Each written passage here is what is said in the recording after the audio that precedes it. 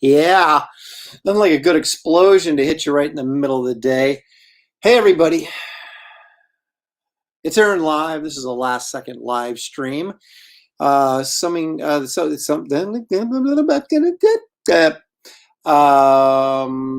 becoming very commonplace during the week for me just to show up unannounced or barely unannounced or barely announced or something. Look, we got a gang here already. Hyper Kaiju, finally. Some quality entertainment. Thank you, sir. Leg Kick is here because Leg Kick is always here. Prater 7 makes an appearance. How about that? Look at this. Bill Maxwell emailed me and said, please remember to let me know on Twitter before you go live. So I did, and he's here. So it worked. So there you go. Thanks, Bill, for sending me that message, because I do forget to announce on Twitter. When you set these things up, they automatically go out to Facebook and YouTube, and but they don't go to Twitter. I have to actually make a special trip over there and announce it. So I did. Come on, man. Seriously, is that how you're gonna start the show with that? Boo. Yeah, just come on, Leg Kick. For a guy who's always here, your effort needs to be stronger than that. Well, Steve, how about that? Stephen Inks here until dinner at 5. Well, I'm not going to be here that late, I don't think. So you'll have plenty of time to have dinner, if all goes well. Charlie Davies here. He's here. He says me here. That means he's referring to himself, of course. No, Jeff, it's not that easy. You've got to earn it. You've got to earn it. I just don't. I'm not an abusive person. I don't just knock people around for recreation. I only give people what they deserve. Christopher Blaylock Fine Arts is here. How about that? Hey, Aaron. Hey, Chad. Glad I caught this one. I'm glad you made it too. Thank you so much. Let's see who else is here. Anybody else? Louis Brightrathen. Did Lopresti get a haircut? I made that. Yeah, I did like last show. I think I said a couple days ago. Anyway, I got one.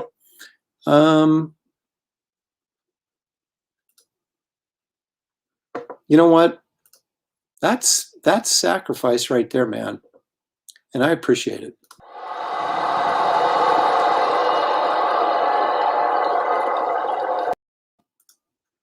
Are you abusing people again? See, this is Dave Ulbrich. Dave says that, oh, we're just best buds, but he never invites me on his show. Oh, wait, I'm take that back. He invites me on his show, but then he never actually follows through. So, hello, Dave. I love that. It's not just the general, aloha that we generally get from Joe, but this is a little bit more, and I appreciate it. Logical. Yeah, of course, it's logical. It's Spock. Wow. Okay, so big news. Okay, I finally finished my launch page. I think finally finished it. Can you hear the dog barking? I closed the door and you can still hear him barking. It's like the sun rising in the morning. My dog barking during a live stream. It's you can just count on it like clockwork. So anyway, I've got this announcement. I'm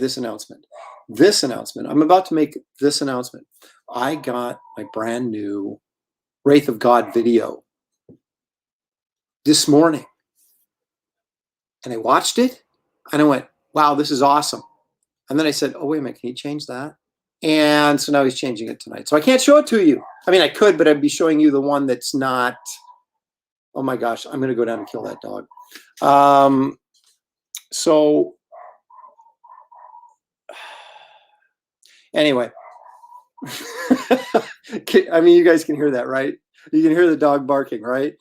Oh my gosh. Okay. So anyway, so I was really jacked. I was going to do this show and I was going to show you the video, but I want to make that little minor change. So probably have to do it tomorrow.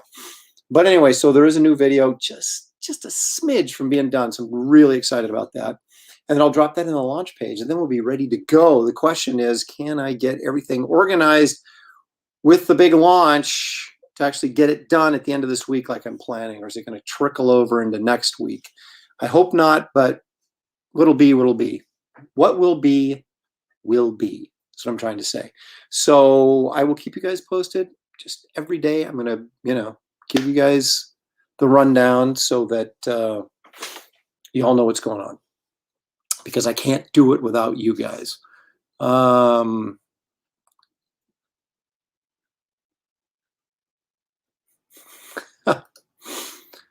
That's a rule of sacrifice. I guess you owe me like 30 crowd applauses because I'm always eating during your show. Oh, which leads me to a story. No, Joe, you're just gonna have to wait to be patient. You just have to wait to be patient. You're just gonna have to be patient and wait, is what I'm trying to say. So what was I gonna say? I can't remember. Okay, live streams are over. I'm at here. No. So, well, I shouldn't drop any. I won't say any names, but let's say a fellow artist of mine who also live streams was at a show. Let's say he was at a show this past weekend, and let's say some people that watch his live stream and also watch my live stream apparently came up to him and said, "We can't believe you're not monetizing. You don't have at least 1,000 subscribers." And then they said this. They said, Aaron Lopresti has 1,000 subscribers, and all he does is eat snacks and sketch every time he comes on. That's all I do? Eating snacks and sketching is the essence of life. So I felt a little bit slighted that we had a couple of apparently regular viewers or viewers that are aware of the show that would say that all I do is eat snacks and sketch. I mean, it's true, but I think that's a major thing. I don't think it's minor at all. I don't think it's something to be trifled with. So,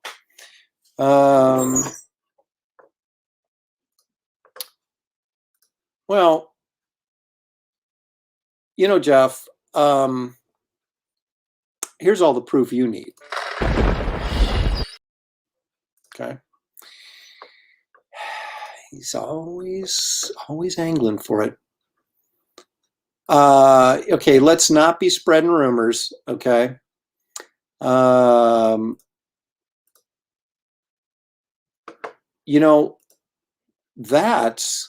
That may be the funniest thing I've heard all day right there. I mean, we all have our hang-ups, right? We all have like that guilty pleasure that we read when we were a kid or a movie we liked. Apparently for Hyper Potato, it's Atari Force is just an obsession with him. And I don't even know if you can get professional help for that. Is today really Black Cat Appreciation Day? Wow. Is that like, official donut day or all these other days? I mean, can I just call up someone and pay them and say, today is National Errand Day? Can I do that? I mean, there's a national day for everything else. Why can't I do that? I should be able to call somebody up and say, I want today to be National Errand Day, and then have it like be a thing and show up on your calendar.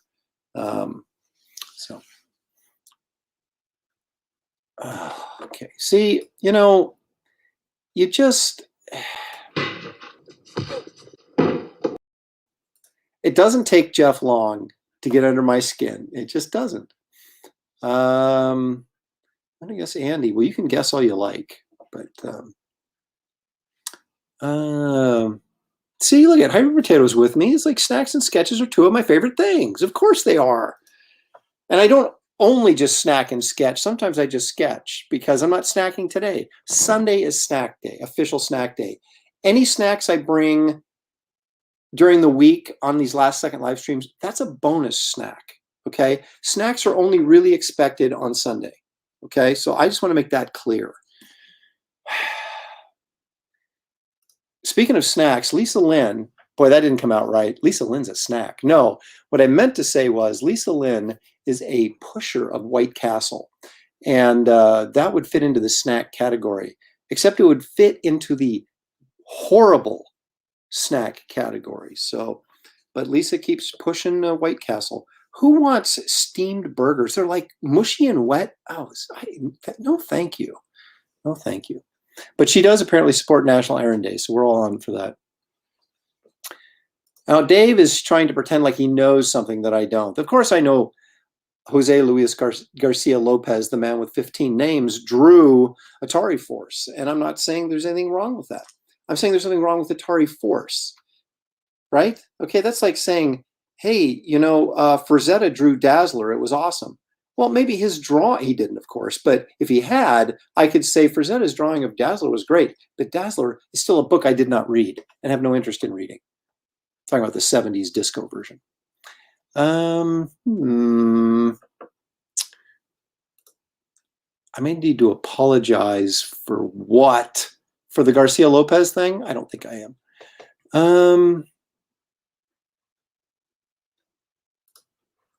Am I the only one who sees Shatner? I grew up watching Star Trek. I don't have any Kirk influences. So I don't know where you're getting that stuff from. It's just pure foolishness. Exactly. You're getting everybody all worked up now. Snakes? Who's talking about snakes? Did I say something about snakes? I didn't say anything about snakes. Although, I had this discussion the other day when I was at the Free Comic Book Day in Tennessee about this. One of the guys, Mike, I believe his name was, an local artist there, former Californian dude, talking about eating possum. And I was like, I would eat rattlesnake before I would eat possum. So that's the only thing snakes I've discussed in the last 72 hours or whatever. Are you being serious? Did you actually get notified this time? Are you giving me the middle finger, or is that a thumbs up? I can't really. I think that's the middle finger.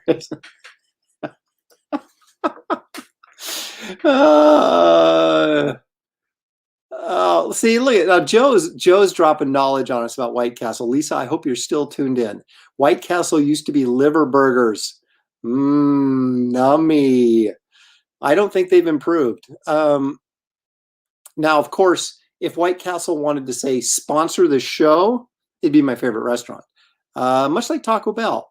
I'm still waiting for my Taco Bell advertisement to be a sponsorship of this show. Now, I love Graham, and Graham's an opinionated guy with no hair, much like myself. Although I'm probably not as strong an opinion as well. I do, but I don't voice them as strongly as Graham does. I tend to be a little bit more conservative in how I expel my opinions to other people. But he said that Star Trek movies weren't Star Trek. What do you think? I think Graham needs to take a nap and wake up with a different opinion.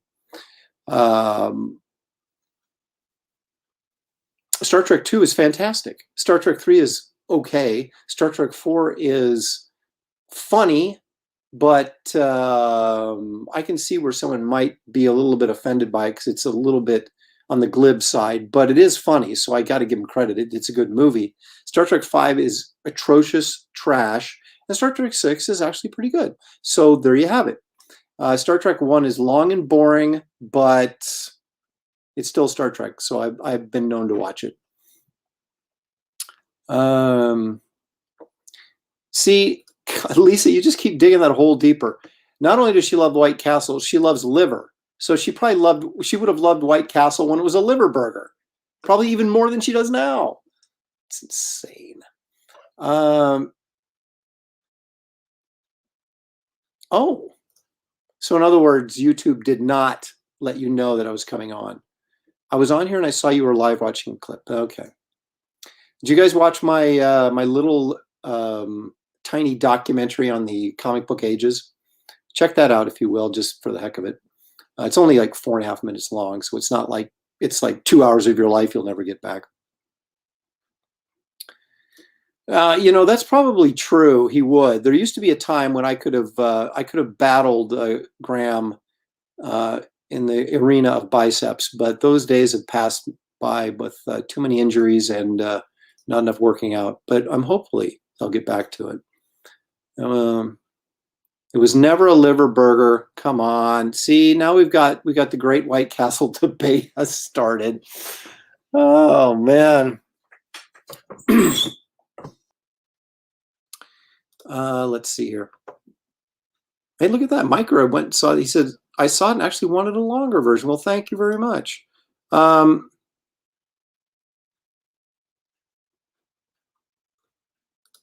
This I believe. White Castle burgers are the only burgers that you can heat and eat from the freezer. I believe that. Crab could be Galactus in arm wrestling. He just might. Yeah, he's a big dude, man. He's working out, and he's older than me, so there's no excuse for me being a slob. So I got to get my act together.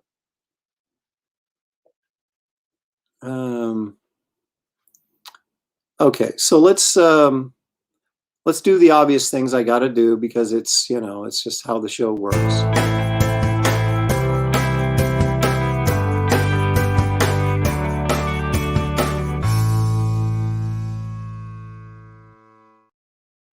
Yeah, I'm working on that. This is called Wraith of God. I'm sure none of you have heard of it. It's my new graphic novel project that is going to be crowdfunded on Indiegogo.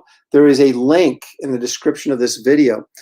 And with just days before it launches and goes live, if you want that really cool old style trading card that only you can get if you sign up early, you better sign up early. So this is me encouraging you to sign up early. Of course, this is one of your cover options. This is another cover option. This is my retro 70s cover option style. And here's a third option. No, I'm not going to show you. I'm just kidding. Terry Dodson, though, is doing the third option, and it's really cool. And although you won't be able to see the finished art immediately because he's still working on it, I do have a nice little color sketch. And I mocked it up, with the logo and everything on it. And, of course, it says, in the caption underneath that it's just a mock-up, not the finished art. But you can still tell what it's going to be. And it's actually, it's pretty good. It features Esther, the female partner of the Wraith. And since both of my covers sort of featured the Wraith, well, Esther's on the retro cover, but features the Wraith and the werewolf kind of thing. I wanted Terry to do something that wasn't the same as what I was doing, right? And so he did something that wasn't the same, and it looks really cool. I'm really excited to see the finished product, and I think you guys will be excited too. Of course, we have this, and we don't know what this is, but it's Swedish, so there's that. This is also available for order, and there's going to be a tier. If you haven't ordered this yet, there's going to be an autographed tier on my Wraith of God page when it launches. You'll be able to order these from me if you would like to go that route. This is the black and white artwork for the Wraith of God limited edition print. It's part of the campaign. And that black and white artwork will also be for sale on one of the tiers. So I'm selling 5 pieces of original artwork on the campaign. And this is one of them. The card art is one of them. I'll be selling the retro cover art. And then there'll be 2 pages that you'll be able to actually buy to put yourself in the comic, and you get that page, the original art. So not only do you get in the comic and have your name mentioned in the comic, you get the page that you're on. So that's also a tier. There'll be 2 options of that. So that's 5 pieces of art, and that's it. That's all I'm selling. So when that goes live, if you're an original art collector, you want to jump on those. You'll also be able to get one of these as part of a tier, but you won't be able to get the sketch inside. It's too hard to juggle all that stuff. Oh my gosh, putting this page together and the different tiers and the different buying options, unbelievably complex and nightmarish. So anyway, you'll be able to get a signed and numbered edition of this, but not with the sketch inside. But you can always get the sketch inside right here on this show. So anyway, I think that's really all. And of course, I'm working on. Oh, the pop-up book people loved my initial Captain America art so much that they said, "Hey, you want to do the X-Men spread too?" And I was like, "I don't have time." But am I going to turn it down? No. There's a old saying I learned in the commercial art business is like, always say yes. Figure out how you're going to do it later. And so there you go. Although I'm not the young man I used to be, I'm still going to do it. This is true. I mean, the price point at this point has pretty much been established, which is, $25. But the difference is with my campaign is you're looking at a 72 page and probably more because there's some stretch goals in there. Like one of them is I've got a 3-page epilogue that I'm going to put at the end of the story that ties in the Wraith of God story to the modern Lopresti verse. So to like Garbage Man and of course the Nightclub, which is that new super team that appears in the Garbage Man graphic novel for the first time. So there's going to be a scene that ties that stuff together at the end of the book if we hit a certain stretch goal. It's like the extra scene at the end of Iron Man with the Avengers type thing, right? So, although the price point has been established for everybody's pays $25 for these things, right? Which I think is way too high, but I get it, right? When you don't have the numbers, you have to somehow make the budget work with the amount of supporters you have, and so then you're stuck at a higher price point. It's just the way it is. But paying $25 for a 48-page comic, or paying $25 for a 72 or 75 or 78-page or 80-page book, that's right in line with what DC or Marvel would charge if they did a brand new graphic novel, 64 pages or 80 pages or whatever, and put it out. You'd be paying close to $25 for it. So I think my price point actually is really, really good on this. I think you get more for your buck with this than you do with a lot of other campaigns. Not to say that, that they're ripping you off or they're not, doing good work or anything. I'm just saying in terms of page count and content, of course, superior work, right? But I think you're getting your money's worth on this.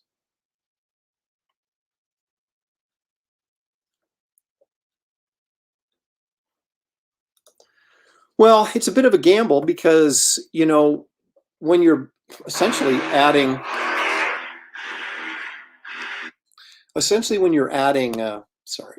when you're adding that many pages, your budget goes up through the roof, right? So I'm taking a gamble that if I don't hit a certain number to pay for it, that I'll be working in the red.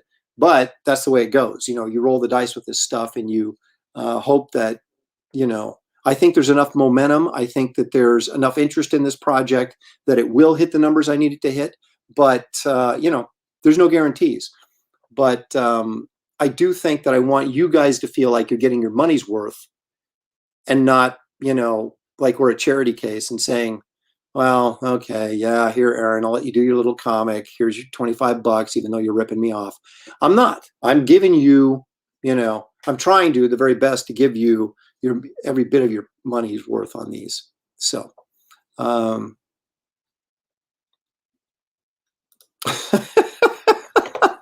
Ryan Smith, son of John Smith, comes in here cracking wise on me. So I can only respond with this, Ryan. So there you go. Thanks for dropping in and giving me crap. I usually get it in person from these people, but since there's no San Diego Con, they don't get to come to my table and abuse me. They have to do it over the internet for everyone to see. Oh, hey, let's do this real quick while I'm thinking about it.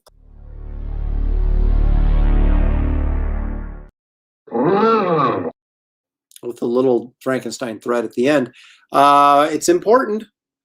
Like and subscribe. It got me monetized. So now every time they run a commercial in front of one of my videos, I get 5 cents. So that thanks to you, and I appreciate it. I take a lot of time putting together my stupid little videos, and gosh darn it, if they're going to advertise in front of them, I want 5 cents. There we go, Joe. That's what I like to hear. That's the kind of stuff I like to hear right there. Support your local.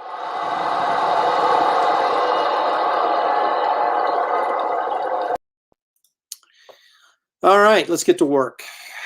Let's get to work before I have to leave again and pick my daughter up from work. Oh my gosh, I'm getting a cookie today.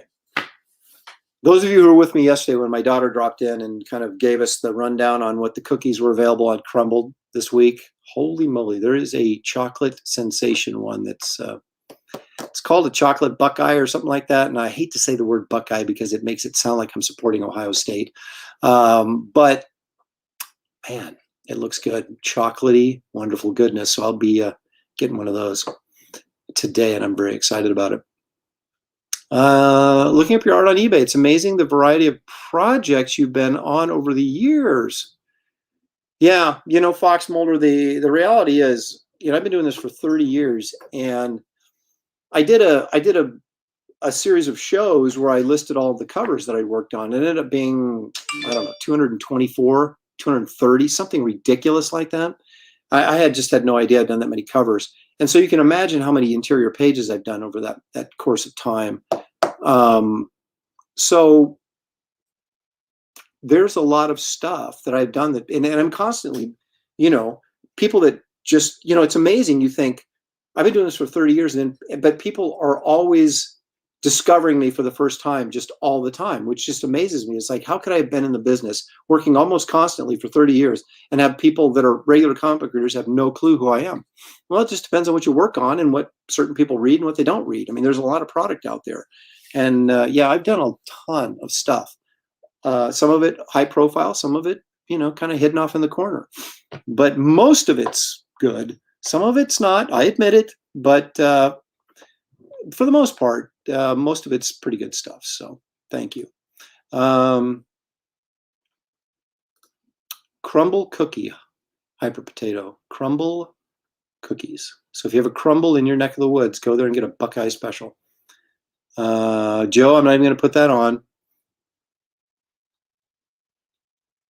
Well, if I don't stop talking and start drawing, I'll be on forever. So you have a good chance. All right. So let's do this. I should send a link to David Williams because I'm going to draw Medusa right now. And since we did Black Bolt, it's kind of like, it seems like he should be involved in this. But my guess is he's probably working on whatever he's working on right now and probably doesn't want to come on. But if you're in the chat, still in the chat, Dave, and you want to come on, let me know.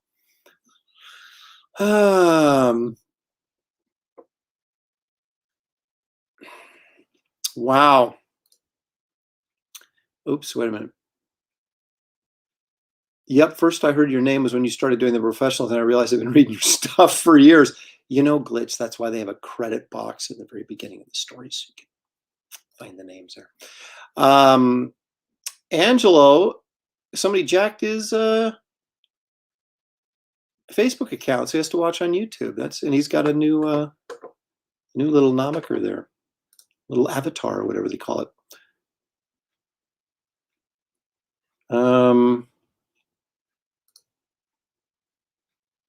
What are you talking about, Dave? See, there's this delay, and I'll say something and move on and be, half a mile down the road, that someone will comment on something I said half a mile back, and I'm trying to remember what I said that he might be referring to. Oh, they're chanting. Joe's chanting for Slowhawk to come on, but he may have dumped out already. All right, so we're not going to wait for David. I got things to do, and one of them is draw Medusa. So let's do it.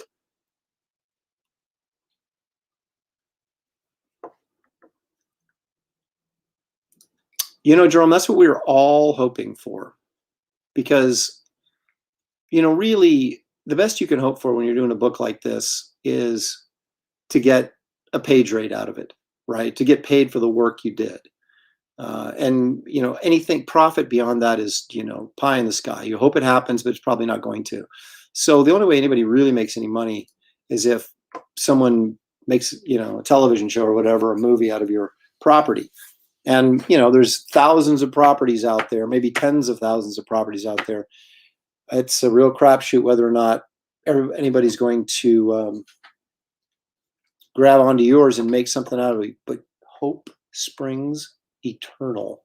Because once you sell that first one, suddenly all your other ones look a lot more inviting to them.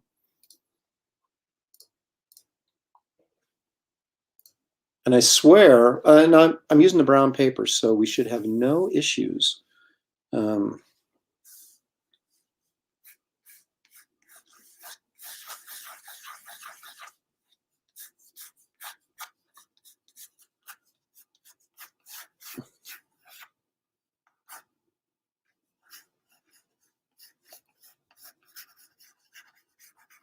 But I figured since I did the black bolt on gray, I can do Medusa on tan, right?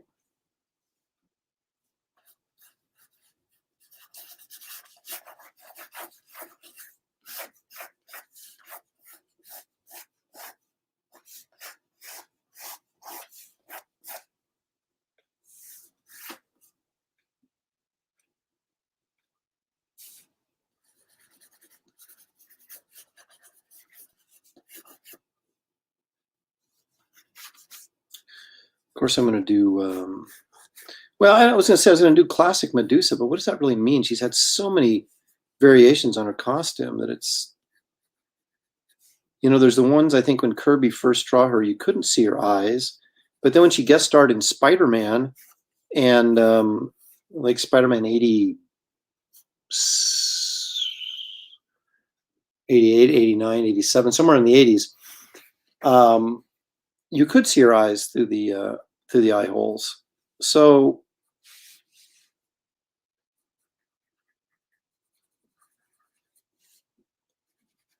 I guess there's and when she was in the Frightful Four, she costume was a little bit different. I think I'll show her eyes though, because I think it's kind of hard to draw a pretty girl when you can't see her eyes. Although Storm, but just if you do it in a like she's got a mask on and you can't see her eyes through the mask. They're just like white things like they do with Batman. That works for a dude because he looks really cool, but it doesn't work so much for the female characters because you don't really get a sense of their eyelashes or their, because the eyes are so important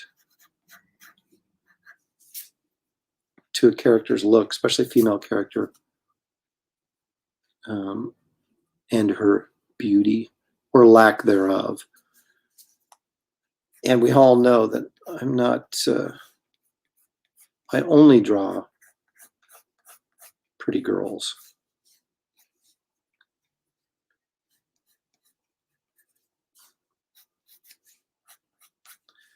Of course, there's not a lot of women that I find unattractive, so I'm just a guy who likes women. Maybe not as much as Frank Cho does, but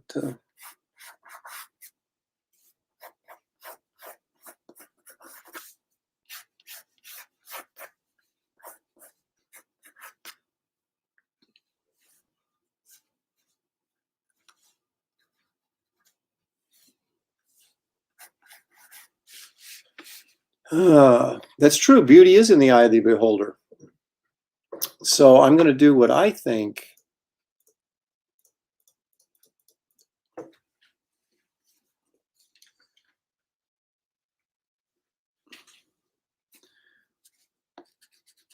is beautiful. Although, there is sort of, I think, stereotypical beauty. You know what I mean? There's opinions of beauty like supermodels or whatever. And then, again, I don't think all supermodels are necessarily attractive either, but the ones that are the timeless ones like Christy Brinkley or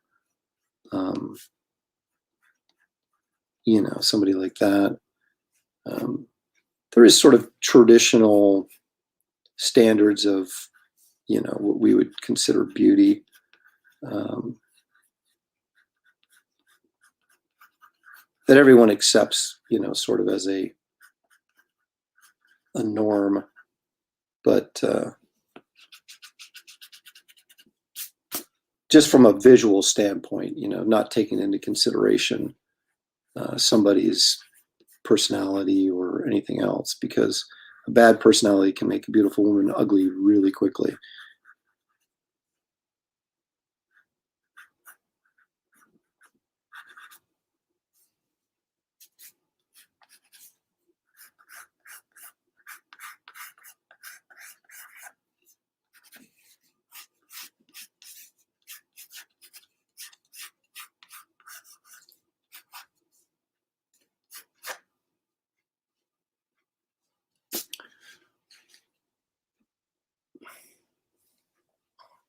So now we have all the yeah, Scarlett Johansson, Linda Carter. Well, I mean, if you're like a beauty pageant winner, probably a lot of people think you're beautiful. That would be my guess. And Linda Carter, that's how she started out, was a beauty pageant winner. Although I don't think they have those anymore, do they? Because they're,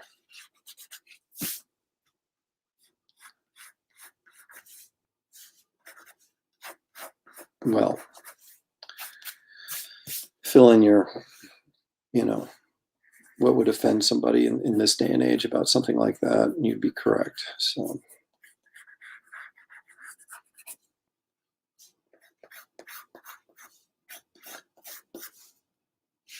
I'm not going to go with that funky green costume that she wore when she was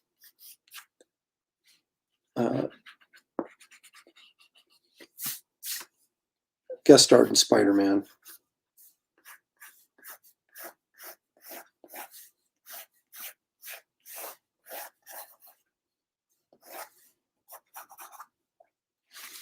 Actually, if you don't know what I'm talking about, let me show you.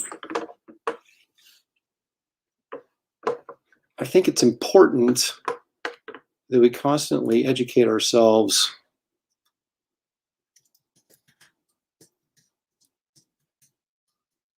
from the golden and silver age of comics.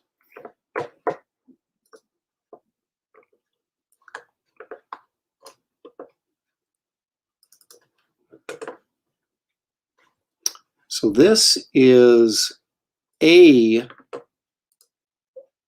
version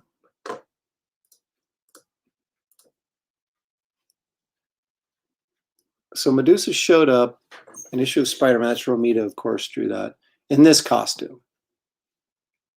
Which, I could live without that costume. But then we also have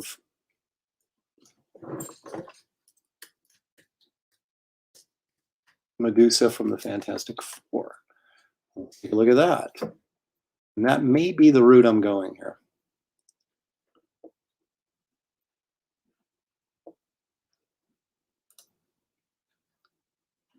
No, that's not a very good shot. Well, no, wow. That's a terrible one.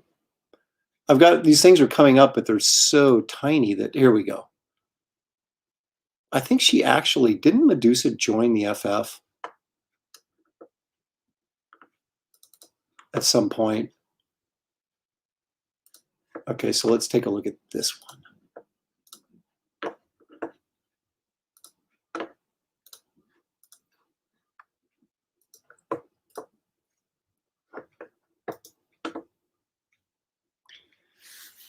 I mean, that needs work.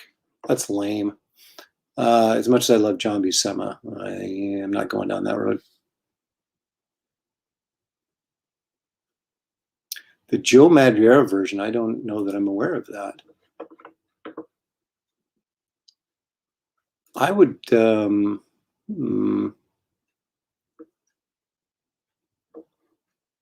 this is, I'm okay with this.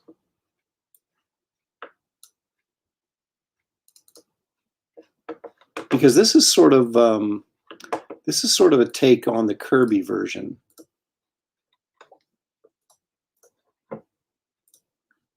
This one. The purple outfit, the gloves, the boots, that to me, that's closer.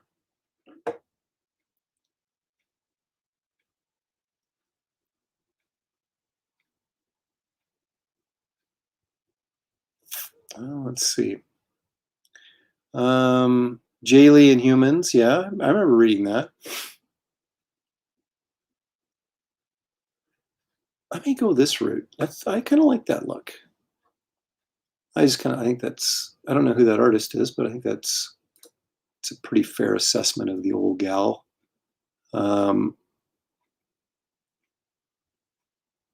Because because the Kirby version really, oh, here we go.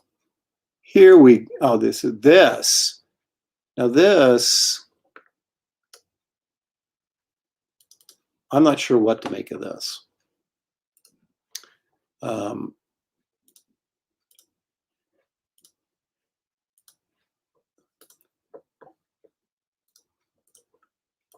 This, of course, is the Frightful Four version. So we have Medusa, the wizard, Paste Pot Pete, who, of course, became the Trapster, and then the Sandman there. They're all wearing purple. Was that like their team uniform color? It's like, we're all going to wear purple. Yeah, I'm not really digging that at all. I wonder if we have a better, here we go. Now we're talking. Okay, this is what I'm looking for. But this is, give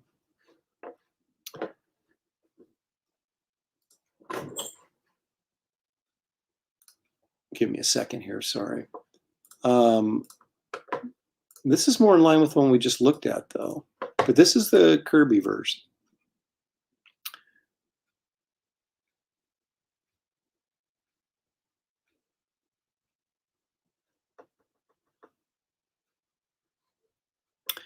And because I'm a classic guy, I think that's what I'm going to go with. I mean, it's practically that other version anyway that I showed you that I liked the more modern art on.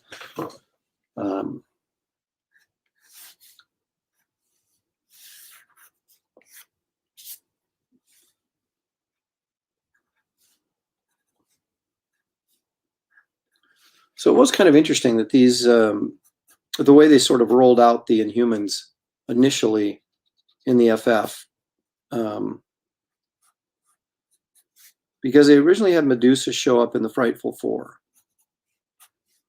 Although she was, it was never thought that she was an Inhuman or anything like that. It was just, she was supervillain with hair. That was her thing, right? And then Gorgon showed up shortly after that. And then before you know it, the whole Inhumans were there. So I wonder if, and Medusa was around a while before they brought in Gorgon and the rest of the Inhumans. And it makes me wonder if, and I guess you probably really don't have to wonder too hard, that they weren't really planning on that. They just sort of, I assume Kirby came up with the whole Inhumans concept, and they said, hey, let's make Medusa one of them, It's one less character we have to create. So that would be my guess.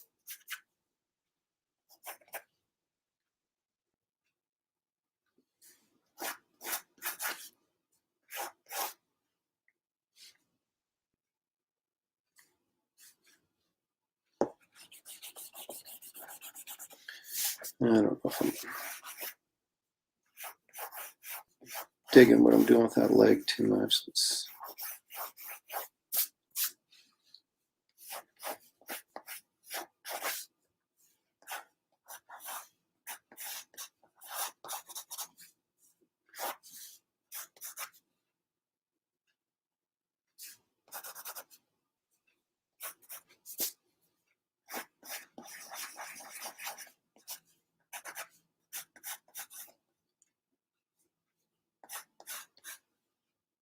Oh, she does have like these kind of complicated little gloves.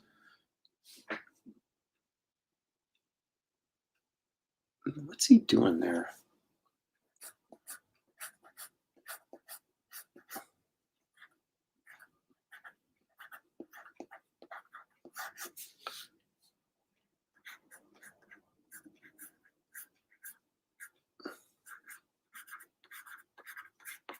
Something like that.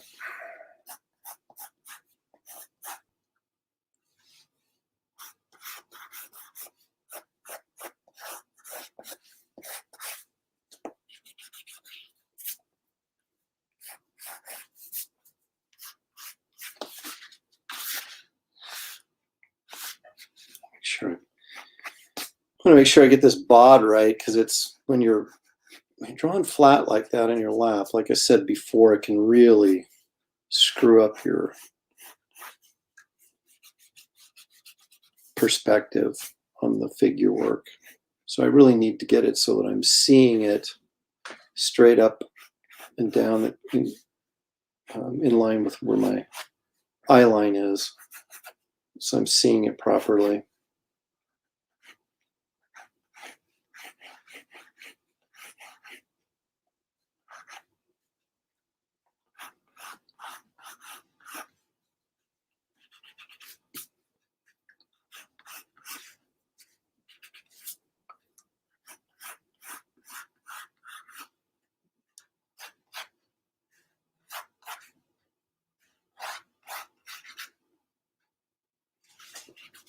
I wonder if I do that with that leg.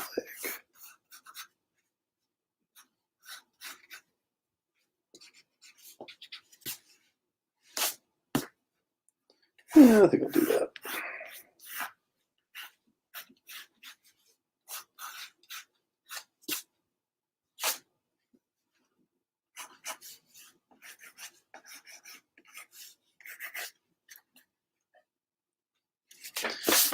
Works for me. Okay, so gotta find me some pens. Excuse my back here. You'll notice my shirt is red, not Buckeye red, but Nebraska red, which probably doesn't matter to almost all of you, but it does matter to me. Okay.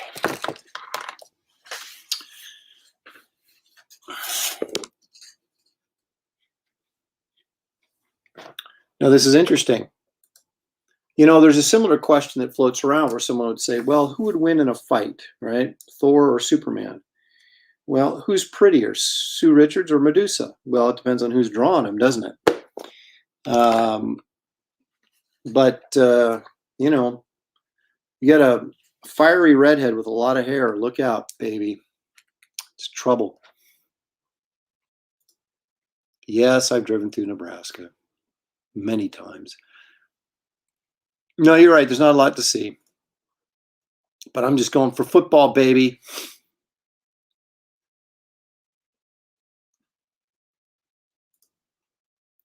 Yeah, I know. It looks like we have a couple Buckeyes on here, which makes me a little uncomfortable, quite frankly.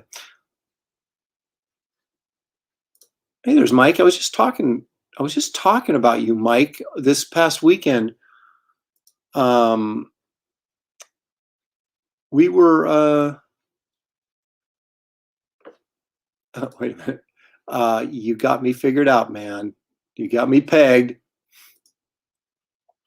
So Mike, I'm referring to Mike Fragon here, who's in the chat. Used to be one of the guys that helped out or with the con I went to in Minnesota a couple times. And Tom, gosh dang it, is it Tom Wynn? Was at the signing I was at. He's from the Minneapolis area. And apparently he knows you as well. So I'd assume you know him. Inker, artist, photographer. And I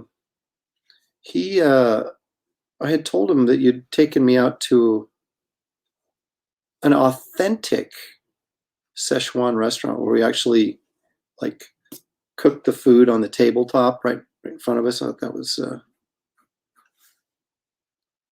a good time that we had at one of the shows there. So I just thought it was interesting that you came up in conversation and then you come up here on my show.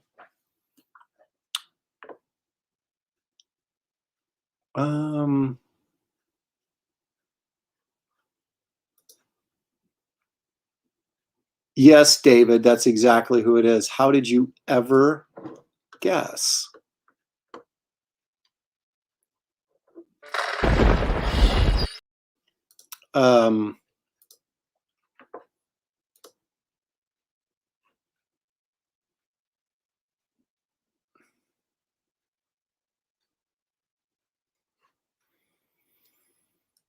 Well, that's a good question, Agent DeCamp. How does one go about buying a commission from you? Well, at this point, you're better off buying something that I've got lying around that I've already done, like this, for example. Or you just email me, aaron@aaronlopresti.com. Let me run the banner. There you go. It's my website, my email, and my PayPal address, all right there. The three most important things in any artist's repertoire: his email, his website, and his PayPal address.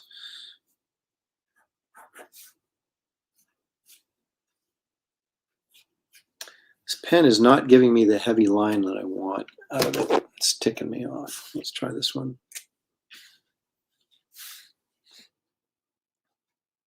Better.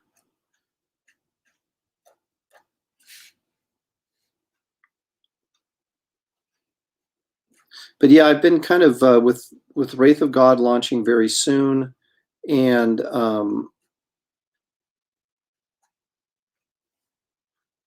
with the work I've got to do on this pop-up book, and then I just got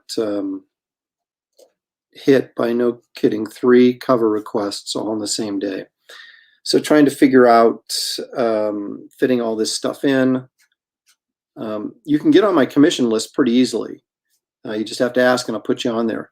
How soon I'll get to it, that's another question. And I mean, the good thing is I don't take money until I start actually drawing your commission. So therefore, you're not giving me hundreds of dollars and then like sitting around for 6 or 8 months wondering if I'm ever going to send you your commission. Instead, you get to wait until I email you and say, hey, I'm starting your commission. Now you can pay me. And then you pay me, and then like within a week, you get your commission. And that's how it should be. And so that's kind of how I roll. But it's very difficult for me to say, I've got a couple of people waiting right now that I thought I should already be done with by now.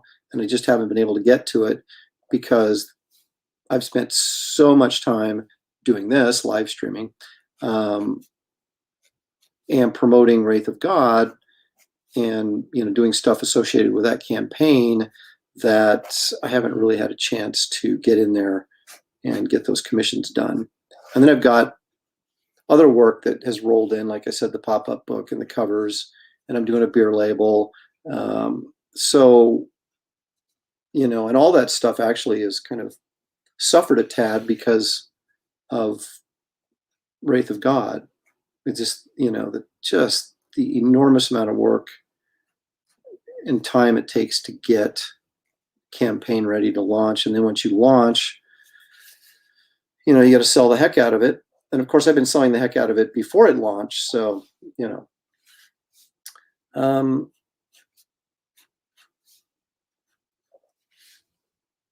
so all that to say, yeah, just email me and I can put you on the list or give you, price breakdowns and all that kind of stuff. But if you're just looking for a piece of art quickly, I've got several sitting here and they're not too bad priced either.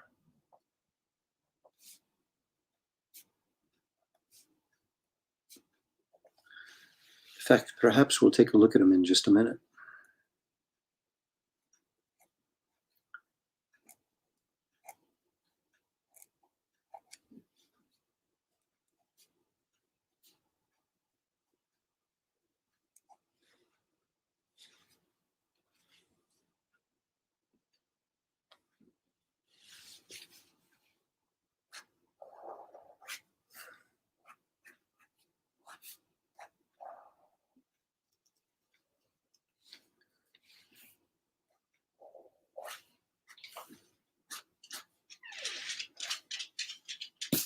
My dog creeping in going, hey, are you going to feed me? And I'm going to like, not yet.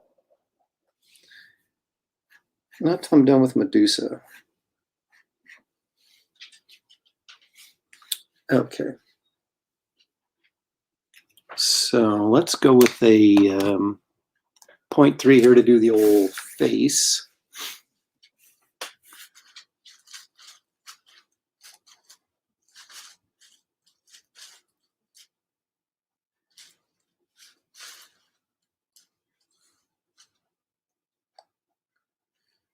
My daughter has like a bag of clothes laying over here on the floor.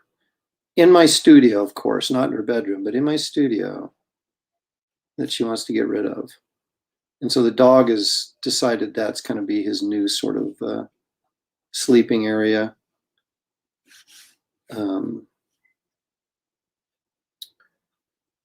So he just crashes right over there.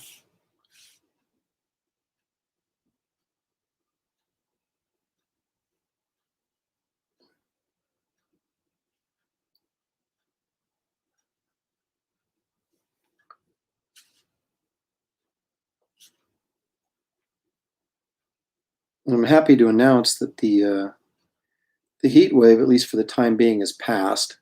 So it's only like a 70 some degrees outside. It's slightly overcast. And so it's not unbearable heat up here. Obviously, I have a long sleever on. But I had a guy come out to look at the AC today. And it's officially dead. So can't escape the reality that we have to replace it. And we have one quote, pretty good company, but they can't get out till October. But we keep thinking, this is a problem. We keep telling ourselves, well, the worst of the heat is over, right? Worst of the heat is over. So we may wait a while here.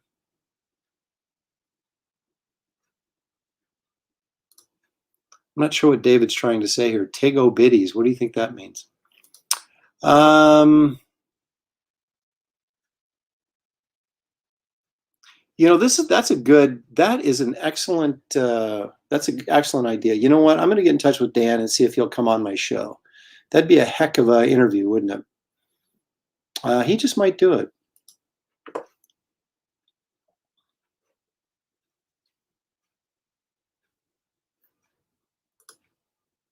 Yeah, well, I know, but here's the secret though, Colin. There's a ton of artwork listed on Comic Art Fans that is not on my web page. Because the thing is, I cannot do the updates on my webpage. Someone else has to do those for me. And so I'm kind of at their mercy. So I went into Comic Art Fans and listed all my newer artwork on there because that's stuff I can put up and take down as I see fit. So the newer stuff like Conan Wonder Woman or Wonder Woman Conan, Justice League, Herculoids. I think there's some Herculoid stuff up there. There may not be. I may not have got them up yet, but if you're interested in more of my newer material, then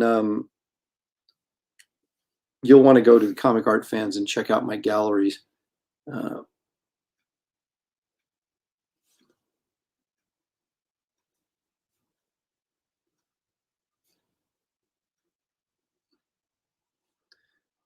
But if you're looking for like Planet Hulk stuff or Ms. Marvel stuff, it is long gone. Or Wonder Woman. Other than there's some good Wonder Woman pages from my Justice League run that I still have. But if you're looking for stuff from my original run on Wonder Woman or Ms. Marvel, you're not going to find them because they don't exist. Well, they do exist, but they're in somebody else's possession, not my own. Same with the Planet Hulk. All that stuff is gone, except for the pages I've kept for myself. And I've shared those before, but might have to do that again on, maybe I'll do it on Sunday's live stream.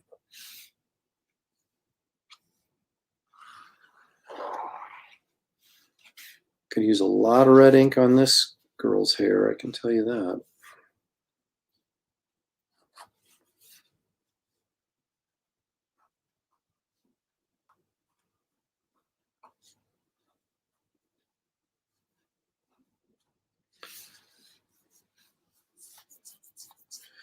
All right, so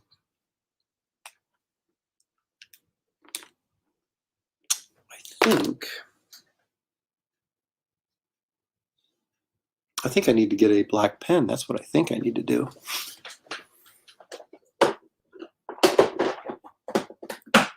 Look at that sea of red, baby. Sea of Nebraska red. Okay.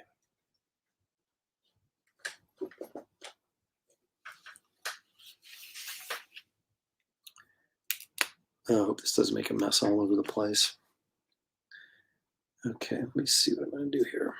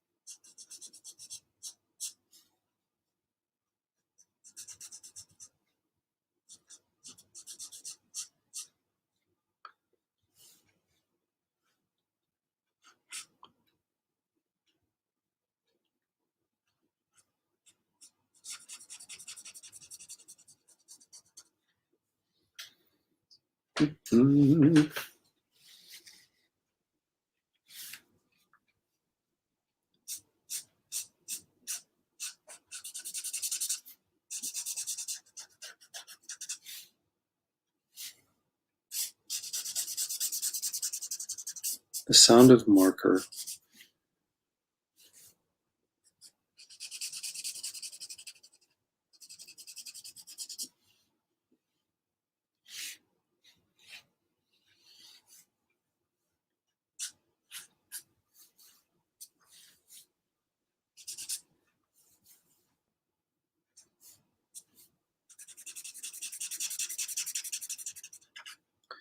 I always get worried. I get in here and I'm like, I don't like how that looks. And did I just screw this up? But I will save it if it's the last thing I do. And it might be.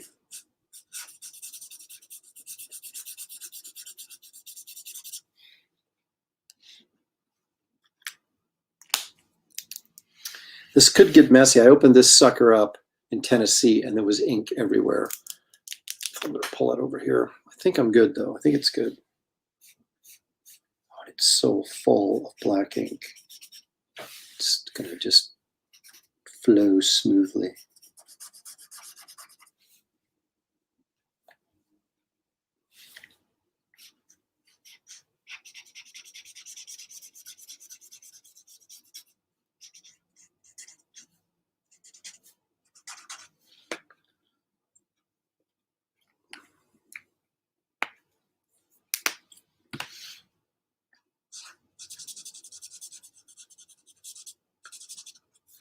I never know exactly where I want to put the blacks in. I just start filling them in and then kind of see where it goes.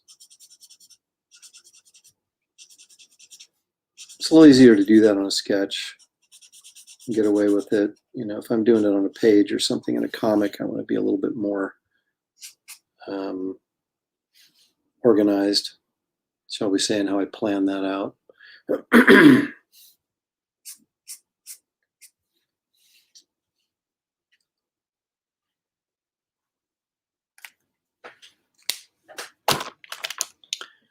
The nice thing about this paper is I don't have to worry about it like bleeding or smearing. It really, this pen really soaks into it.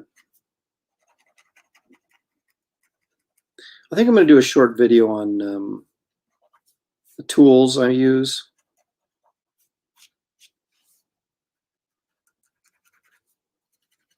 I know I've done something similar in the past on one of my Talking Comics and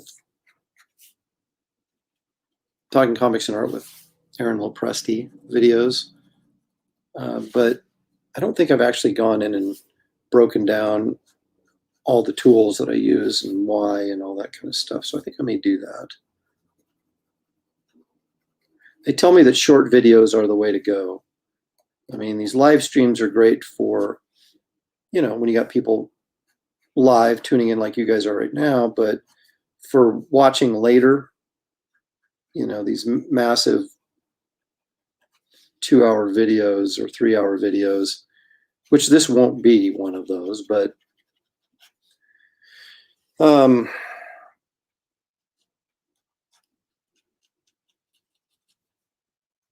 get more hits and rewatches on videos that are shorter, because people's attention spans are not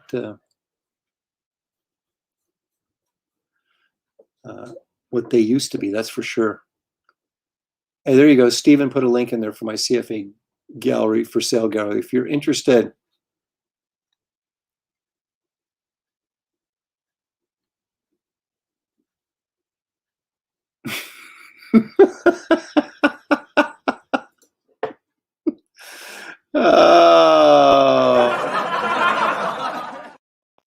Oh my gosh, that's pretty funny.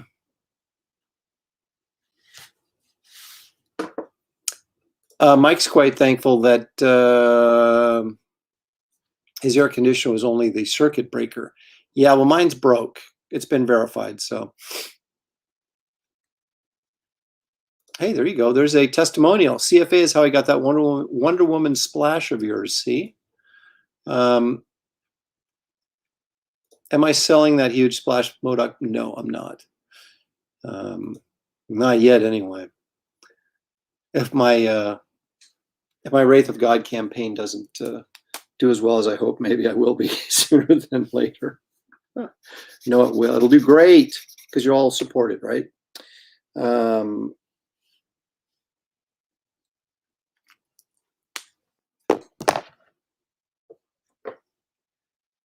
Let's see. I don't know. That red and gold makes me think of USC, not Nebraska. Well, I actually went to USC, but I'm a Nebraska fan. How is that for weird? Joe wants to know. Well, let's do this first.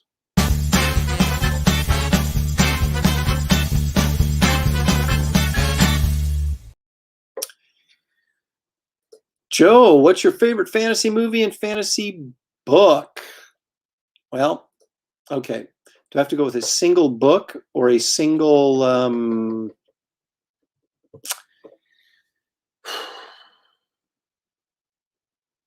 going to go with Back to the Stone Age by Edgar Rice Burroughs. Not just because it has the great Frazetta cover where that mammoth mastodon is breaking through the trees and the dude who's got the spear down in the foreground. Not just because of that, but that's why I bought the book when I was a kid, but I actually read it and loved it. And that's what turned me on to Edgar Rice Burroughs. Although I am, if you wanted like my favorite fantasy series, it would be John Carter of Mars. But I think Back to the Stone Age is my favorite fantasy book. Favorite fantasy movie? It'd be hard not to pick Lord of the Rings since those were so good. But is there a fantasy movie that just? I wish Conan, Arnold's Conan was great, but I didn't think it was great. I mean, I enjoyed it because it was Arnold, but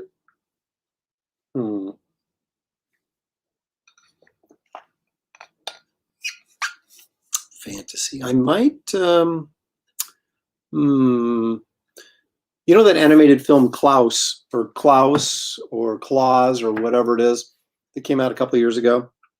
Would that be considered fantasy? Because I love that movie.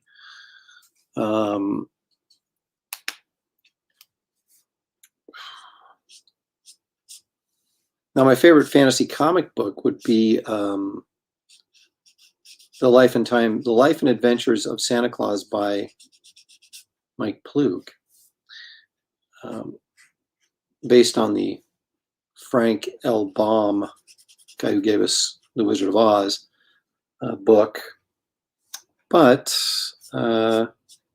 Mike's adaptation is pretty fantastic. If you haven't read it, you should check it out.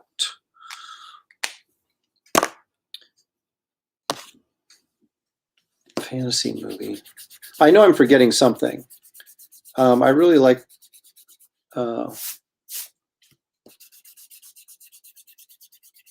well, are we talking animated or live action?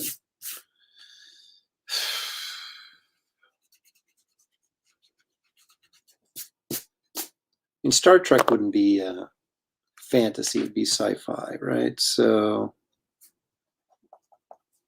I'm going to go with, I'm going to go just with, I'm going to go with Lord of the Rings, I guess. I mean, how do you not go with that, right?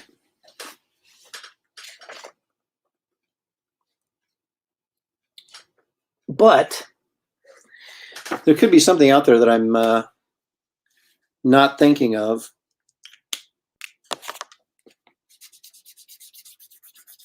I gotta clean this up a little bit.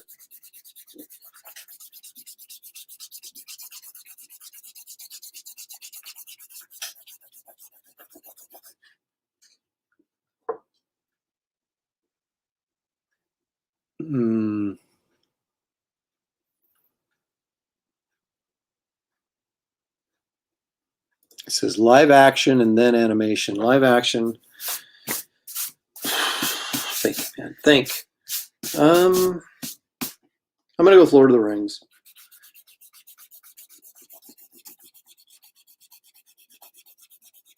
And then I'm gonna go with animation. I'm gonna go with Tangled. Love that movie.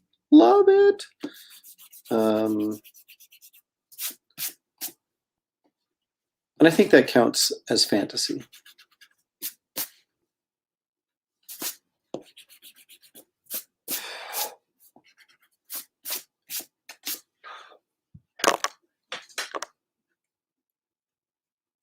What's your favorite piece of art you own? Meaning that I bought from somebody else or that I drew myself and kept? I love the Harryhausen Sinbad movies. Mike, it is not claimed, so it is yours to buy.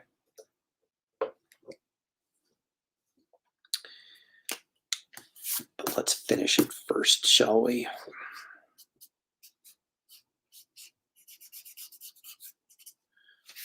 These markers always look really dark when you put them on, but then they dry and they get lighter and lighter. It's a very interesting phenomenon.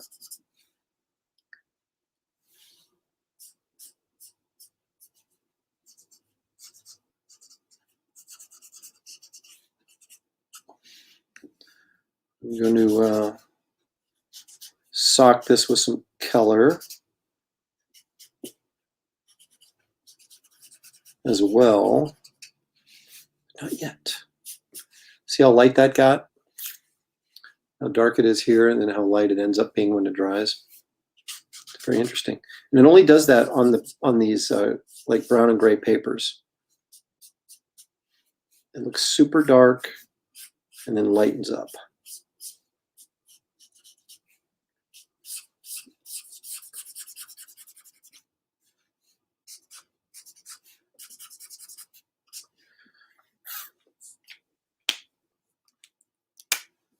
See, it's lightening up before you're very lightening up.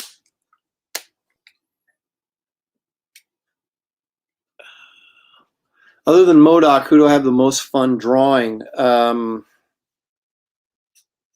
Man-Thing. I love drawing Man-Thing.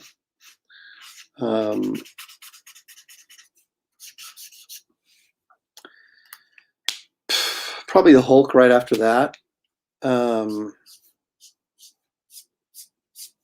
Although I get a lot of requests for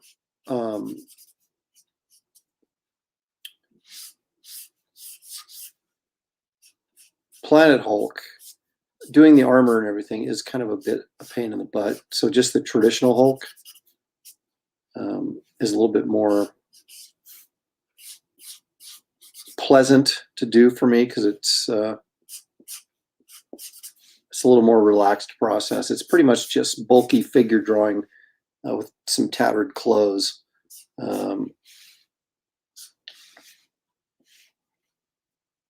So I also like drawing Howard the Duck a lot too.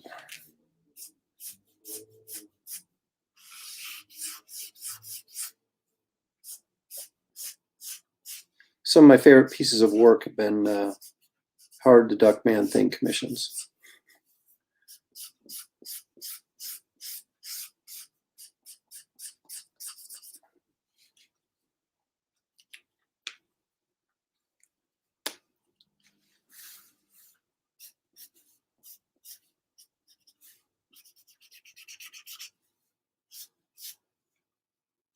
But my favorite piece of artwork that I actually own, probably,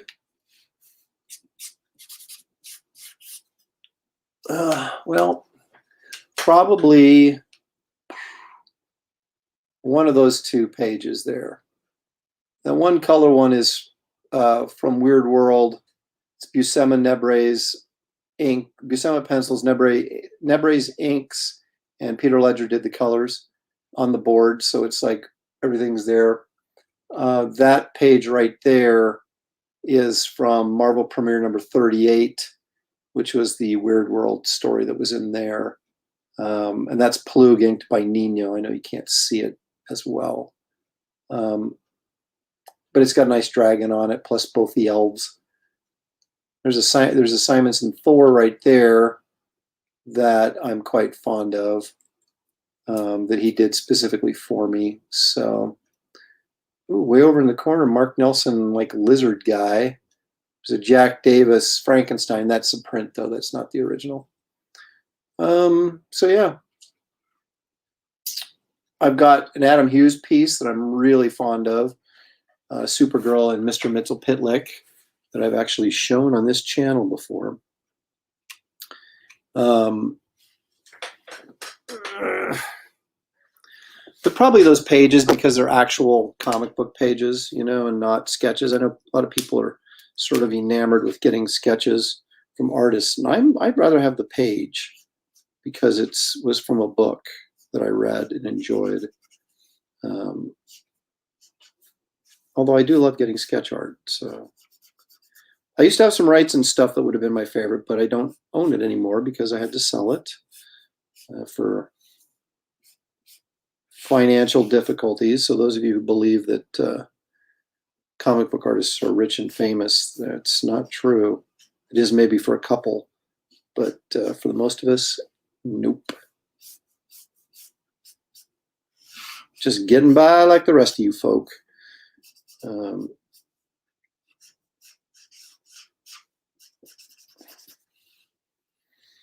But it's a fun job, so I'm not going to complain about that.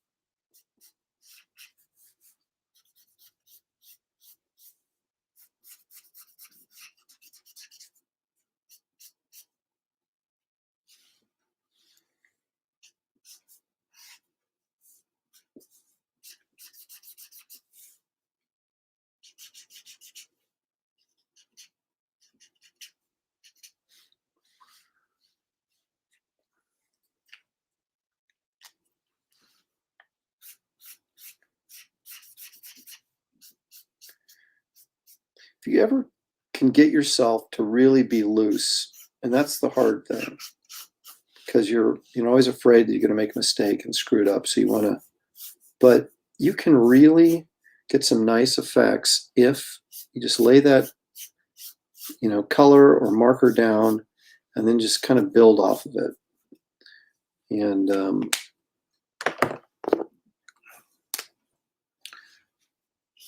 that's kind of like doing these sketches is fun because it's kind of liberating in a way.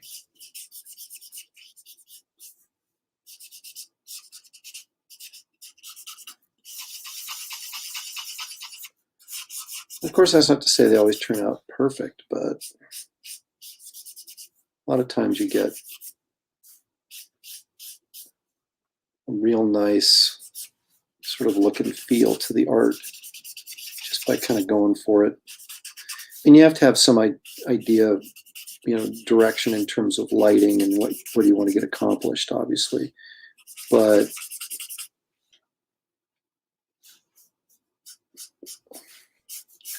also sort of having the confidence that you can go in there and make the materials do what you want them to do.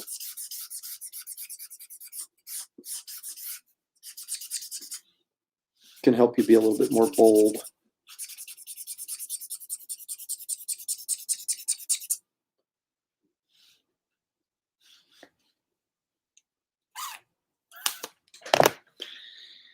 Okay, so hypothetically, if I wanted to color her, which I sort of do, I'm going to have to scoot over here to find what I did with my colored pencils. I just colored Black Bolt not too long ago, so those pencils should be laying around here someplace, but maybe not. Oh, what a mess. Well, if I dig deep enough and far enough back, I can find that which I was looking for.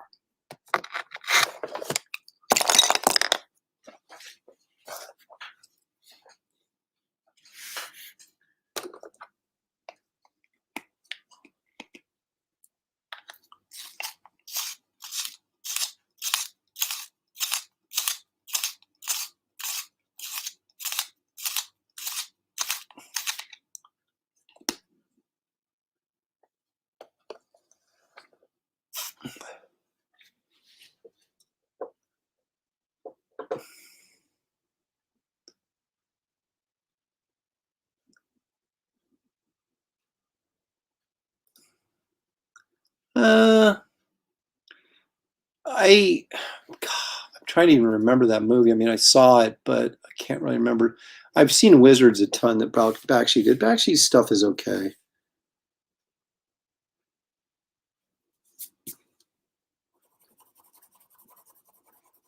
I was a big fan when I was younger because of Wizards, and then I saw American Pop, and thought it was really cool. You know, his rotoscoping and all that stuff. But now, sort of looking back on it, I think they're okay. I'd have to go back and watch Fire and Ice again. I just don't really have a clear memory of it.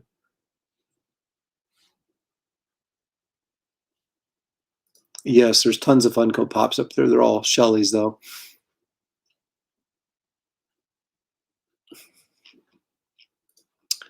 Yeah, I met Bernie. You don't want to hear the story. Everybody already knows it.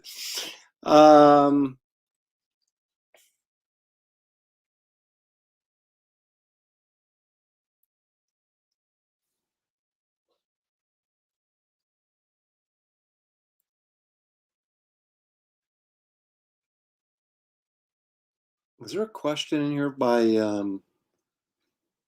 oh, there it is. Perhaps this is a stupid question. I try to catch your live streams when I can, but how does someone purchase one of the artworks you draw in here? Or are they only available in the art auction streams? No.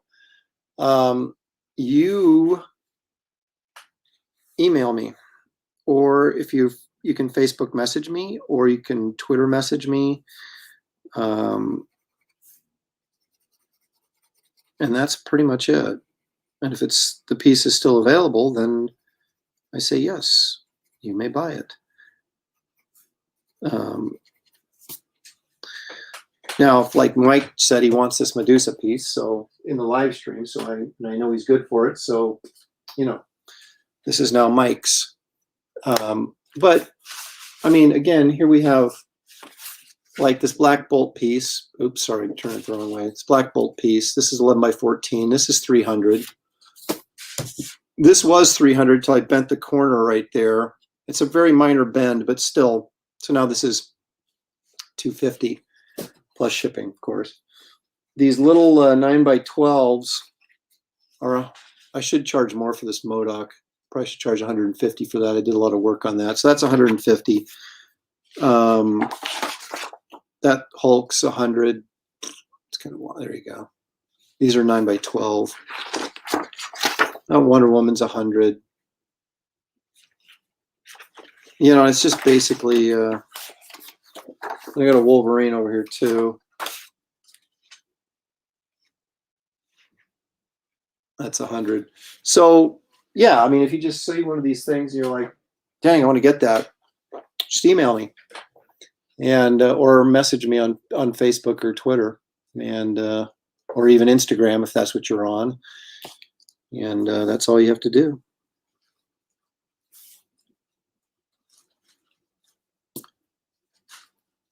Now, sketchbooks, someone mentioned sketchbooks.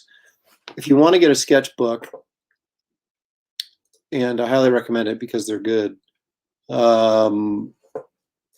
These hardcovers, 64 pages, full color, 20 years of raw imagination, 20 years of sketches. It has my best work out of my sketchbooks over the last 20 years, but it also has a bunch of new material in it as well. And you can get a headshot sketch on the inside of the book for an additional $20. So the books are $25.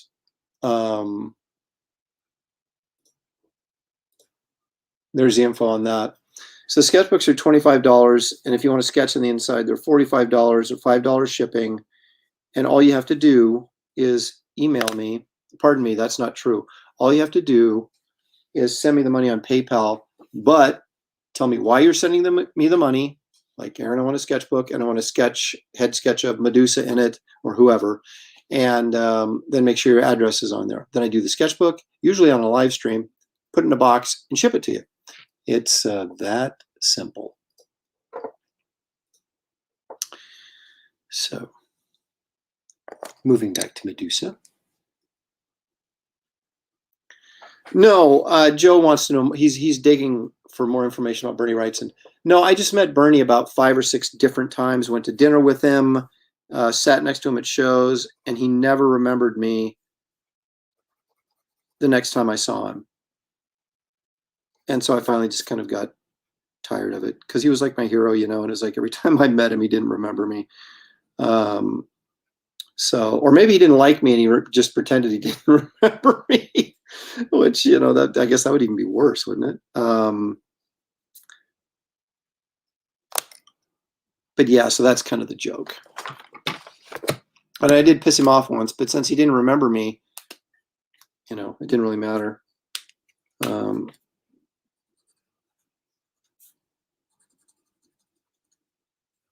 But like I said, I did get to meet him, and I did get to ask him a lot of questions and stuff, which he did answer to the best of his ability. And so it was like, it was just kind of irritating. I saw him again, and then he was like, you know, had no idea who I was. And so I was like, eh. After a while, you're just like, I'm done with this. Oh.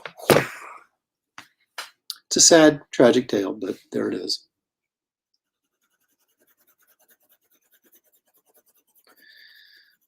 So I started even at a very young age, watercoloring and then coloring pencil, doing colored pencil over the top of the watercolors, and found it to be a very nice effect. And now I do the same thing with the markers, because the markers essentially are, you know, watercolor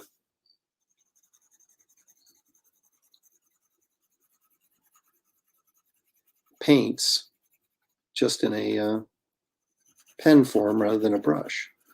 And of course, they're not watercolor in that sense, but they, you know, they act a lot like watercolors. And so I figure, hey, if I can do it with watercolors, I can do it with markers. And not a lot of people are doing this. A lot of people don't combine these two elements. And so it's kind of like, well, I'll do it, and that's kind of be my thing, right? So,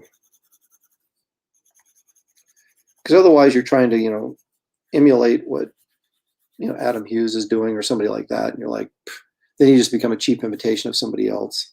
So I'd rather be a cheap imitation of myself.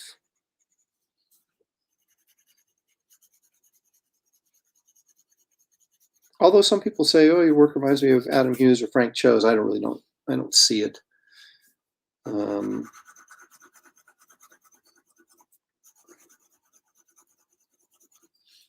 You know, or Terry or somebody. I mean, we're all sort of known for drawing women, obviously, but I don't think there's any really mistaking. No one's going to mistake me for Adam. At least not my art. They may mistake me for Adam, which they've done more than once. On many funny con occasions, I've had people come up and just gush over me thinking I was Adam Hughes, and then being totally embarrassed when I had to break the news to him that I actually wasn't Adam.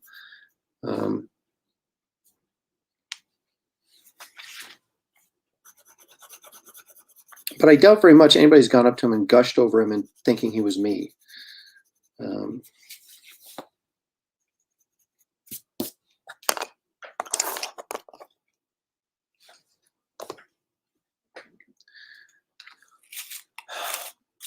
This reference I have kind of looks like her outfit is blue with purple.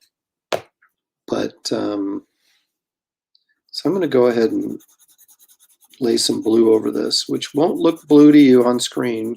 It'll look just gray. Well, maybe it looks blue. I guess that looks kind of blue, doesn't it?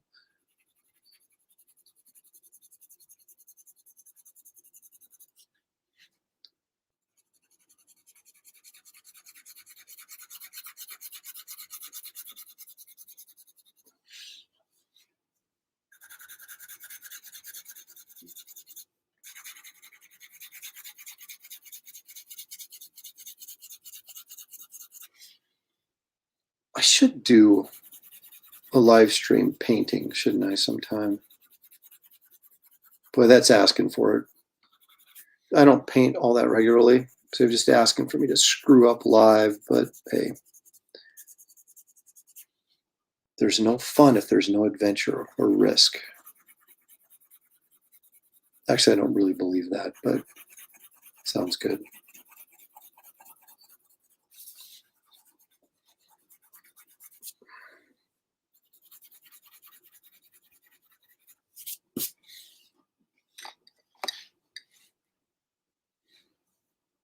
So what I can do after I put this blue on here is I can go in with a purple over the top to kind of push it in that direction a little bit, which I think is what I will do rather than just leave it straight blue.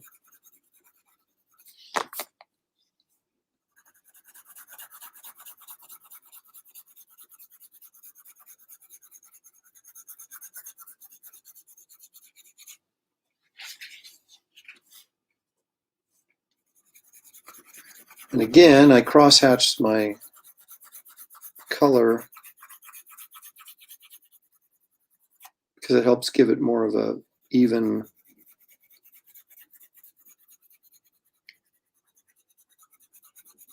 texture across all of it. Because I'm not trying to establish my values. I've already done that with my markers.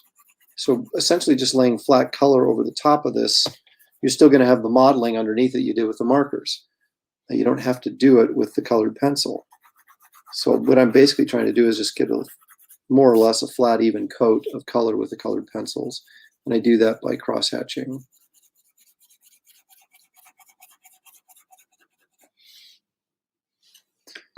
Okay, so that's bluish, purplish. So now I need to go in, and I think, what color is that? Yeah, that's the one I want right here. This is more of a darker purple. So we'll go over the top of that blue with this purple and push it into the purple.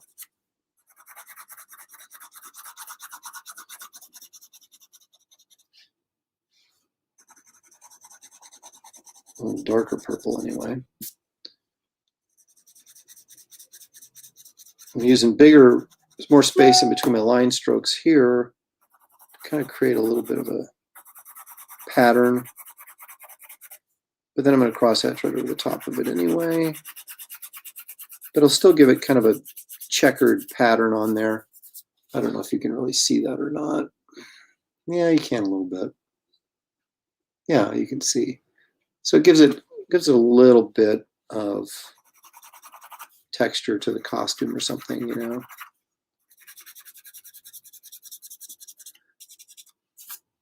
Because I'm not a big, huge fan of this really ultra smooth, ultra slick airbrush kind of look. I like a little bit of texture from the medium you're using.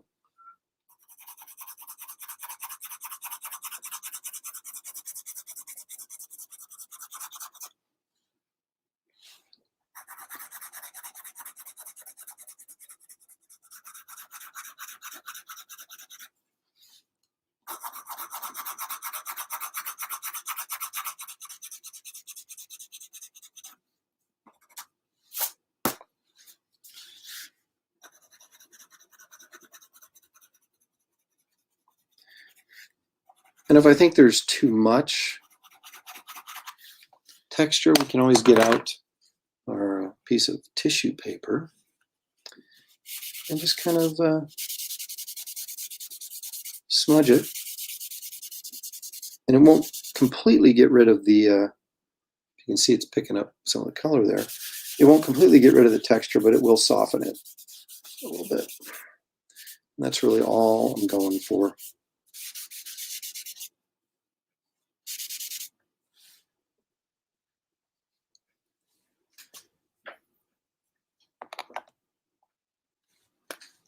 So I might want to go in. When I say I might want to, obviously I do want to because I'm doing it. Put a little, put some more line work in here maybe.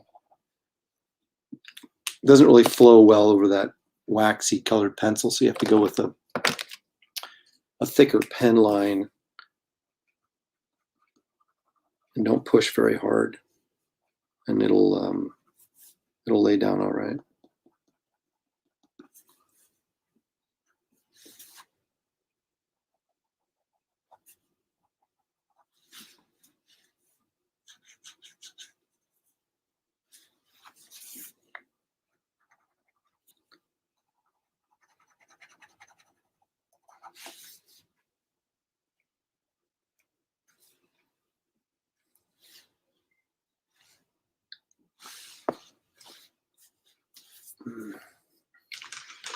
Let's get this over here a little bit more.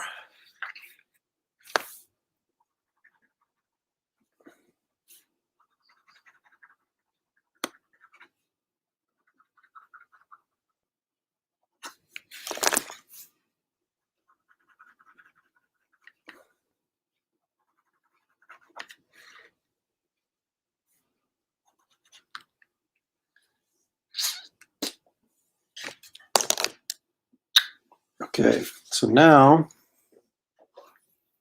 see if I can drain this red pen by doing her hair.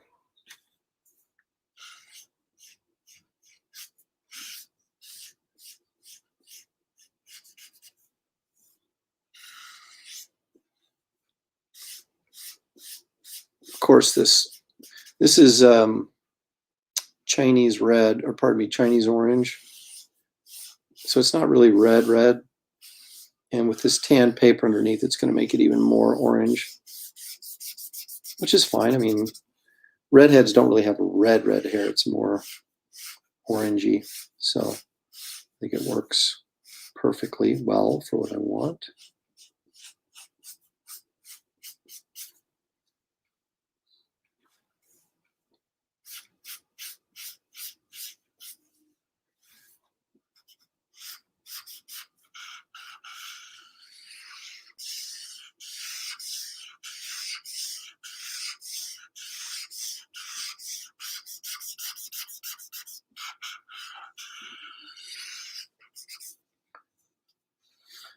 Kind of feels like I'm running out of ink here, so let's see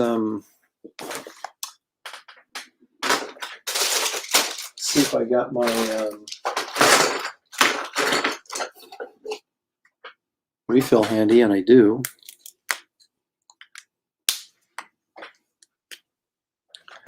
So where's my tissue at? I'd like to kid myself into thinking that I can use a tissue paper and it's going to keep me from getting this all over my hands, and it never does.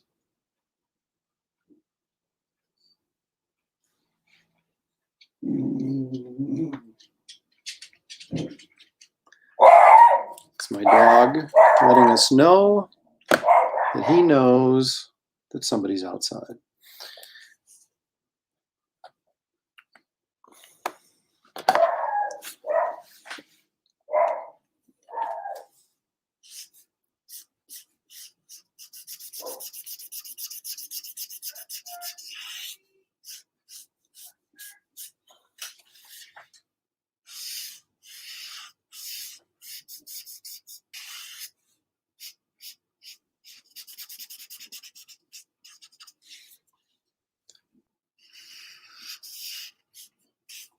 God, there's nothing more satisfying than a full pen.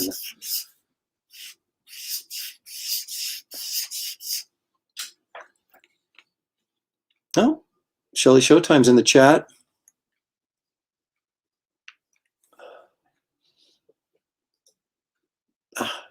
I just saw you, sorry. You know I'm drawing.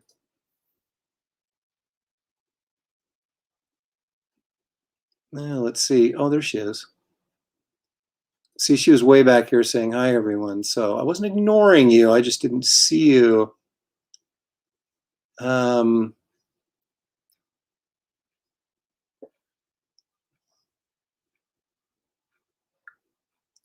at that. Won't ever forget you, Aaron. I've started getting your back issues. Thanks, Joe.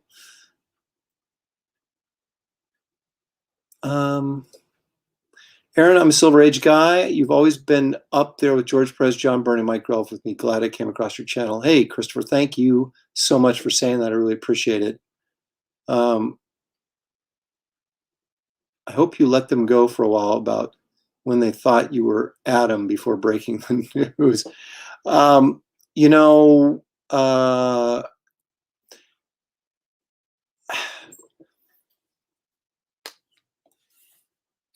no, I don't really. It takes me a second, right? I mean, someone would come up to me and they'll start gushing over my work, which generally doesn't happen. And that's when I know something's up, right? When they start going, oh my gosh, you're my favorite artist. You're this, you're that. I can't believe I'm actually getting to meet you. And, and then you're kind of like, okay, this guy obviously thinks I'm somebody else. And then it always ends up being, oh, I just can't believe I'm finally getting to talk to Adam Hughes. And then that's when I go, yeah, Adam's right over there. I'm Aaron Lopresti. And how do you know I'm Aaron Lopresti? Because I have this huge banner behind me with my name on it. But apparently that doesn't always work for not most people, but for some people. I sit right next to Adam in San Diego. So that's why that's happened a couple times. Now I share a booth with Terry Dodson, so I've had people go, oh, they thought I was Terry, but that's because they've never seen us before. And, we share the same booth. So that I'm willing to, even though his banner's on one side of the booth and mine's on the other, and I'm always sitting right in front of my banner with my name on it. But, I let that slide. But thinking I'm Adam when they're not even in the right booth, I tell you.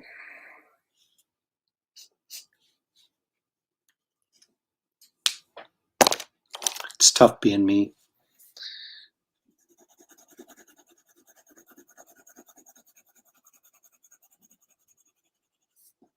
But hey, I'm a big Adam Hughes fan, so I gush over Adam myself. So.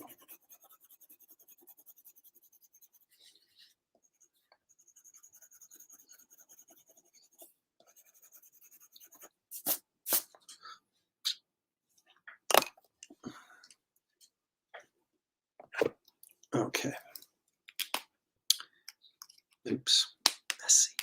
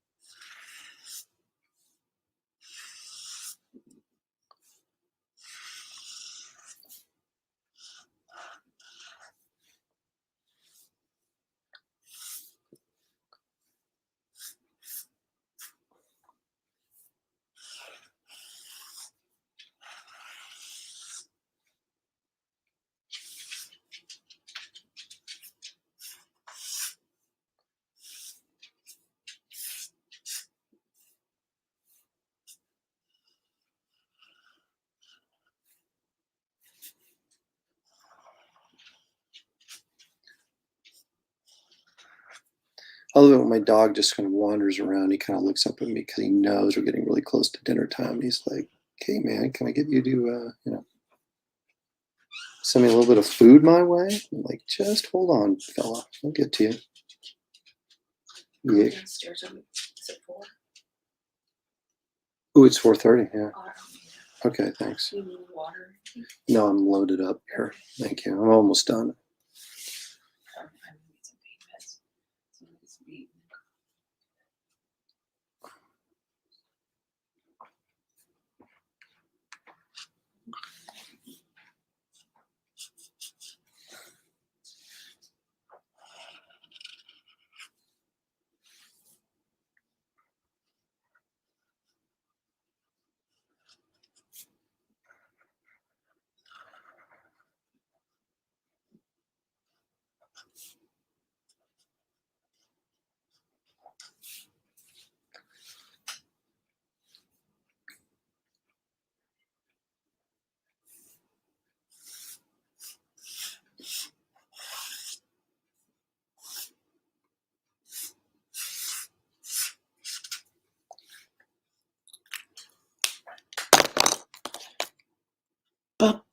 Okay, so sorry, I get a little I get a little quiet when I start drawing these long curvy lines because I want to make sure that they end up where I want them to end up.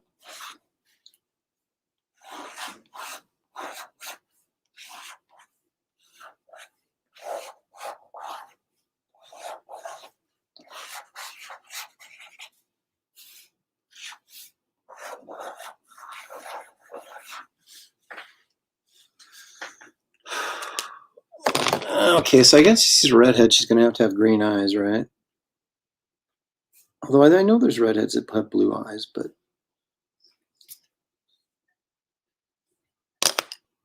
okay, I'm going to punch up these eyelashes a little bit.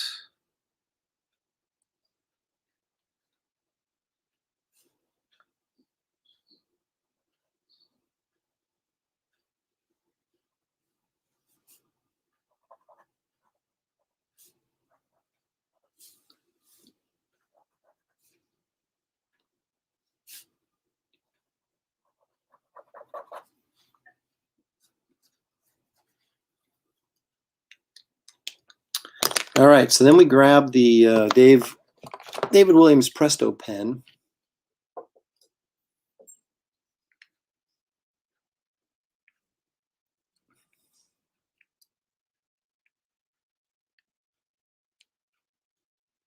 Oh, actually just noticed it's 12:40 a.m. Thanks for the stream, Aaron.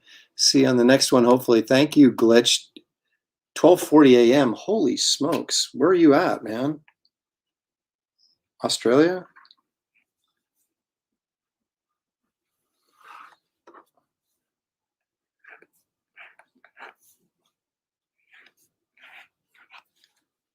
This is starting to have this kind of weird Sienkiewicz-y kind of feel to it.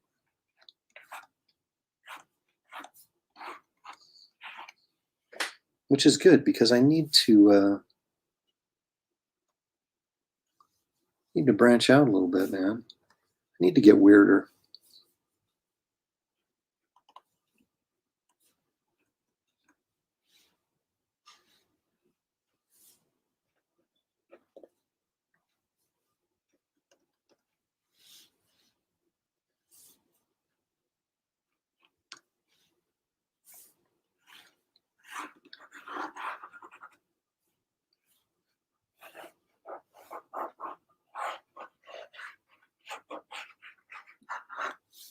I love doing stuff like this because I don't normally ever get, when I'm doing regular artwork for like,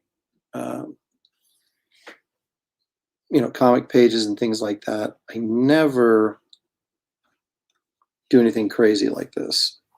I can only do it when I'm doing sketches, and I love it.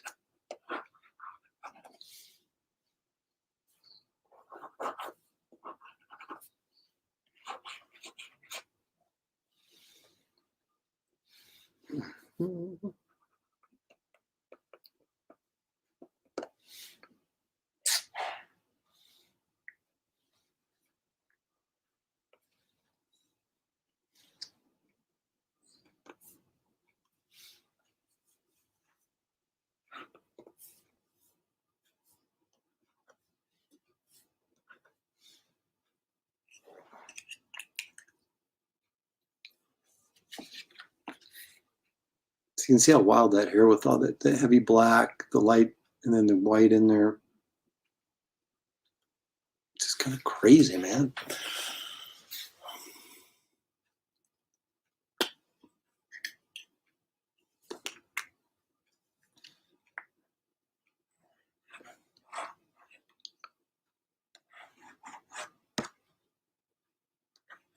Oh, I see the glitches in Europe. That's always cool, when I got a couple of guys that follow me that are, buy art from me and stuff. They're in Australia and France, and that's always nice to kind of know, you know what? There's people all over the world that have seen your stuff. It's a pretty cool feeling. So I always get a kick out of that when, got someone from Singapore or Europe or something that's tuning in, or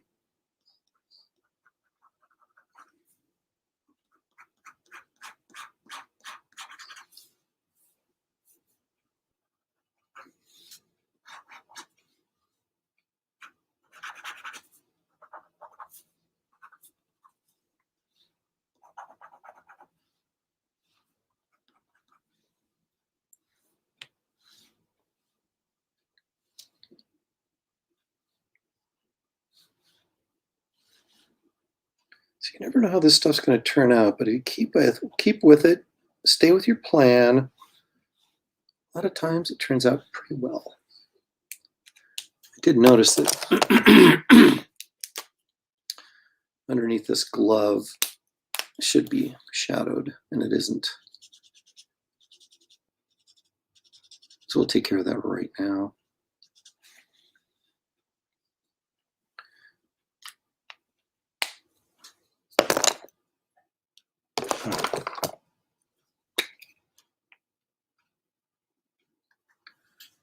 Light right there.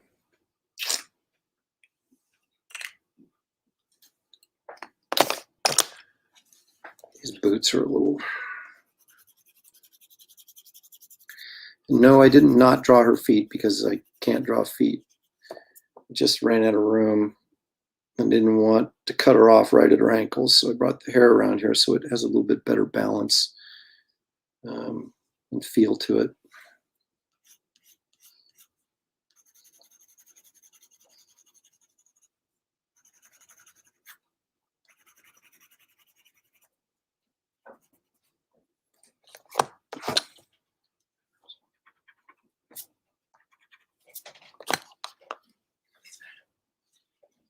Thank you.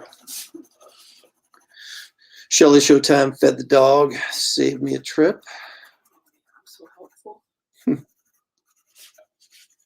So what made you choose this one today? Well, because people were clamoring for it because I did that Black Bolt piece. Oh, uh-huh.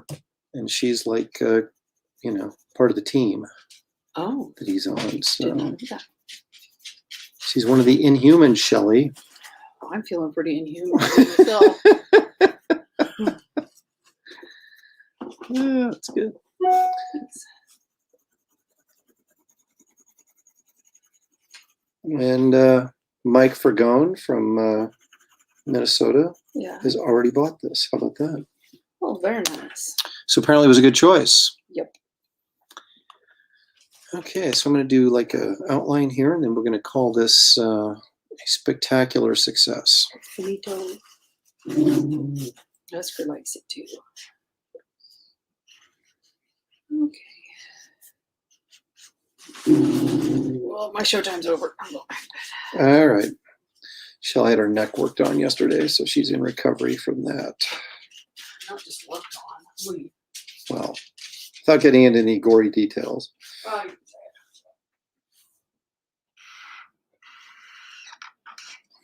Nerve ablations to help with her chronic neck pain that she deals with. So kind of takes her out of it for a while.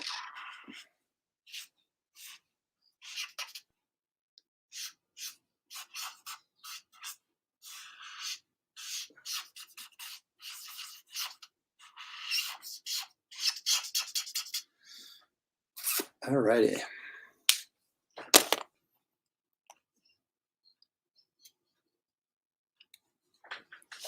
Dave says Medusa greater than Black Bolt. Well, let me zoom out. Then maybe we could actually see what's going on. Okay, that's too much. When you can see that much of me, that's a fail. Okay.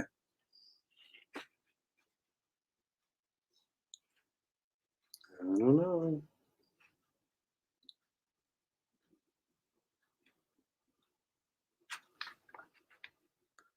You can see her face pretty good there.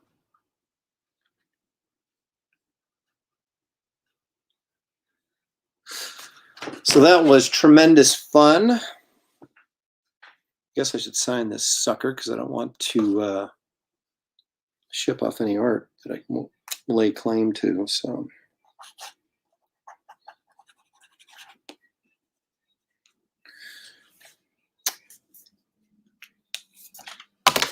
Dave says, well done, sir. And I thank you, Dave. I appreciate it. You're a good man.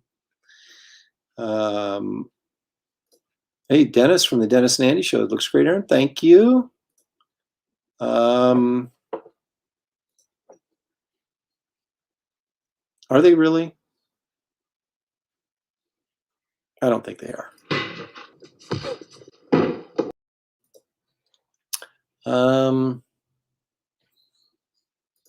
Aaron Lopresti equals sexy Kirby. There you go.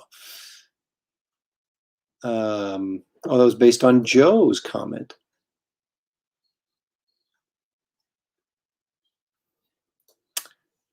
Jerome has an interesting question here. Does her stretch like Reed Richards' body, or is it just extremely long? It stretches, doesn't it? I mean, it like grows in and out, doesn't it? That's an excellent question.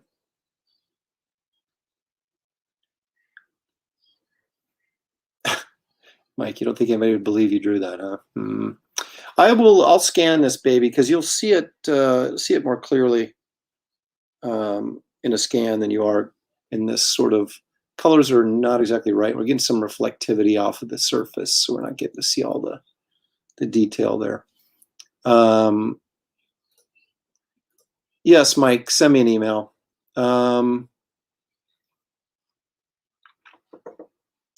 So, hey, look at that. We're 2 minutes shy of 2 hours. And I keep telling myself I am not going to do these like 4-hour live streams anymore. I'm just not going to do it. Unless it's AaronCon, of course. Or unless I'm launching my Wraith of God or any other subsequent piece of work. Yeah. Let me get some light on that. There we go. Medusa. That was a fun piece. I'm glad whoever talked me into doing it talked me into doing it. I just noticed something on her hand that needs to be a line that needs to be beefed up. Just give me a second here.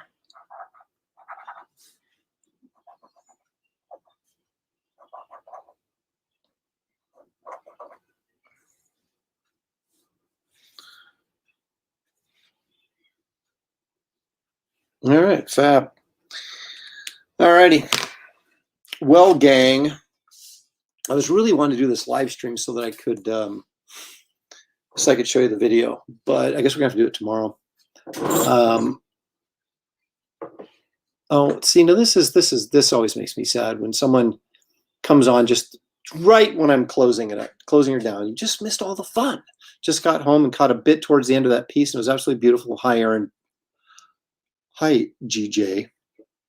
I just did a piece for you, didn't I? What did I do? Oh, it was in a sketchbook. Oh, I did the Wraith sketchbook, didn't I? Wraith in the sketchbook for you. I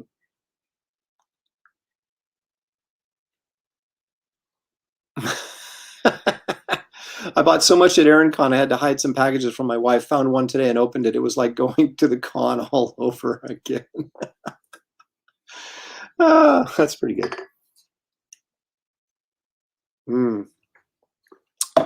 All righty. I got to figure out something for dinner. It's almost that time. So anyway, gang, thank you so much for joining me. As always, I appreciate it.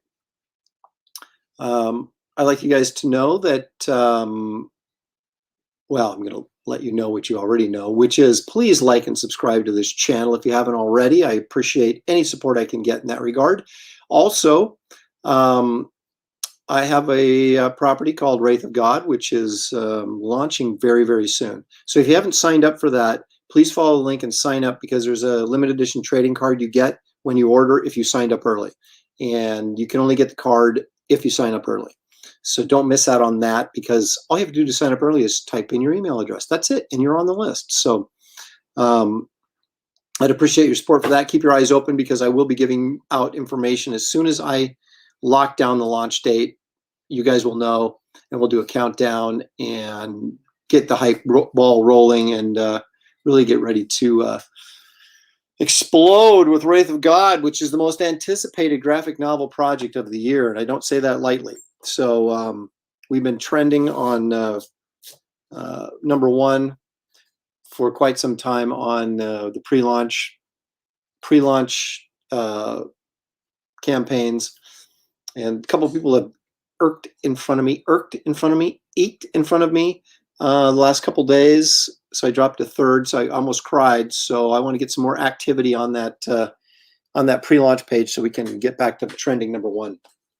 But anyway, thank you for watching. Thank you for participating. And I'll probably see you guys tomorrow. So, but what time it'll be, nobody knows, not even me.